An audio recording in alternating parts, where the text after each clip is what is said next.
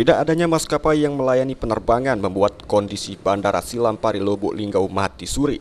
Padahal, beberapa waktu lalu salah satu maskapai komersil rute Lubuk Linggau Jakarta dan sebaliknya sempat beroperasi namun kini stop kembali. Saat ini satu maskapai yang melayani tujuan Lubuk Linggau Palembang juga ikut membatalkan penerbangan sebelum sempat terbang. Menurut Humas Bandara Silampari Lubuk Linggau Bandi, pihak maskapai melakukan cancel penerbangan setelah sekian lama berhenti operasi karena jumlah penumpang yang cenderung sepi dan tidak sebanding dengan biaya operasional. Berdasarkan surat pemberitahuan dipastikan hingga akhir November mendatang, dipastikan tidak ada jadwal penerbangan di Bandara Silampari Lubuk Linggau.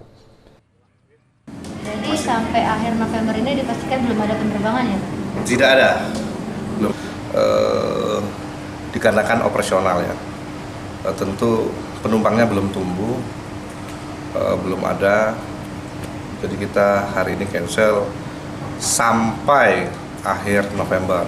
Jadi terhitung kemarin info dari pihak maskapai operat ini memberitahukan di bandara bahwasanya 19 sampai November ini terbang. Rencananya kan tiap hari schedule-nya.